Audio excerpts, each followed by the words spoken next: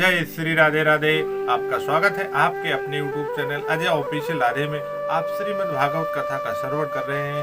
आप पिछले वाले पार्ट में आपने सुना होगा कि धुंधकारी श्रीमद् भागवत कथा को सुनकर किस प्रकार मुक्ति पद को प्राप्त करता है और सारे नगरवासी मुक्ति पद को प्राप्त करने से वंचित रह जाते हैं। तो सारे नगरवासी दोबारा गोकर्ण से निवेदन करते हैं कि हे महाराज, आप श्रीमद् भागवत कथा को दोबारा एक बार कराने की कृपा करें, जिससे हम सभी नगरवासी इस कथा को एकाग्रचित होकर सुन सके और सारे नगरवासी वैकुंठ लोक को प्राप्त कर सके। तो इस कथा में आपको हम आगे की ओर ले चलते हैं।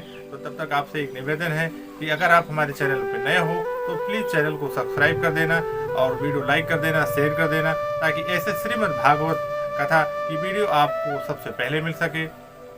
तो आइए आपको हम सीधे कथा की ओर ले चलते हैं। संत कुमार जी द्वारा श्रीमद् भागवत सप्ताह का विधान, अर्थात श्रीमद् भागवत कथा किस प्रकार कही जाती है, इस विधान को आपको हम बताते हैं।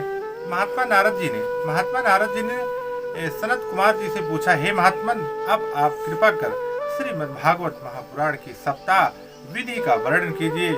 सनत कुमार जी बोले, हे नारद जी, इस कथा को भादव, कुवार, कार्तिक और अगहन इन 4 महीनों में सुनना सबसे उत्तम बताया गया है। इन सब 4 महीनों के बाद भी अगर योग एवं कुशल विद्वान वक्ता मिल जाए तभी इस सप्ताह कथा को सुनना श्रेष्ठ कहा गया है। इस पवित्र पावन कथा को सुनने के लिए अपने सगे मित्रों और अपने रिश्तेदारों को जरूर आमंत्रित करना चाहिए। यदि आपके पास श्रीमद् भागवत कथा सुनने के लिए घर में योग स्थान ना हो तो किसी अन्य स्थान पर जैसे मंदिर, तीर्थ, बगीचा आदि में इस सप्ताह यज्ञ को करना श्रेष्ठ जगह माना जाता है। जिस स्थान पर कथा यज्ञ हो वहाँ केले के खम्भों से मंडप बनाकर बंदवार आदि से भली भांति सजाना चाहिए और इस मंडप में व्यास अर्थात वक्ता के बैठने के लिए एक ऊंचा सिंहासन होना चाहिए और जो भी लोग इस कथा को सुनने आते हैं उन सभी श्रोता को यथा योग आसन की व्यवस्था करनी चाहिए और प्रातः काल से ही व्यास की कथा प्रारंभ कर देनी चाहिए और सभी कथा सुनने वालों को चाहिए कि कथा के शुरू होने से पहले स्नान, ध्यान, पूजा पाठ आदि करके इस कथा को सुनने के लिए वहाँ सबको एकत्रित होना चाहिए। इन सारे क्रियाकलापों से कथा सुनने से पहले निर्विघ्न होकर इस कथा को सुनने के लिए एकाग्रचित मन को स्थित करके सांसारिक मोह माया को त्याग कर कथा का श्रवण करना चाहिए। कथा के शुरू करने से पहले मुख्य वक्ता को विघ्न विनाशक श्री गणेश का पूजन करना चाहिए ताकि सप्ताह यज्ञ में किसी तरह का विध्वंस न पड़े।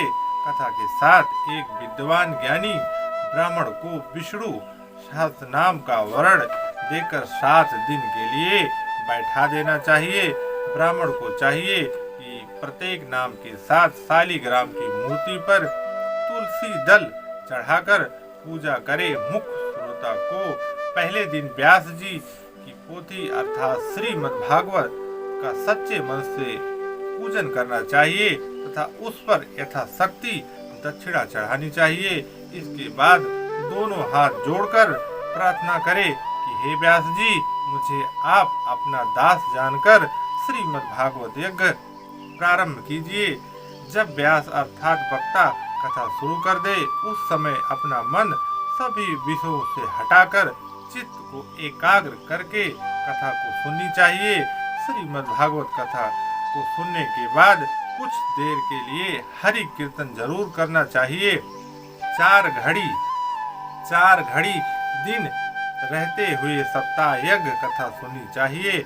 वक्ता को चाहिए कि कथा कहते समय जल्दीबाजी ना करे। उन्हें कथा इस प्रकार कहनी चाहिए कि सभी श्रोतागण को अच्छी तरह से समझ सके।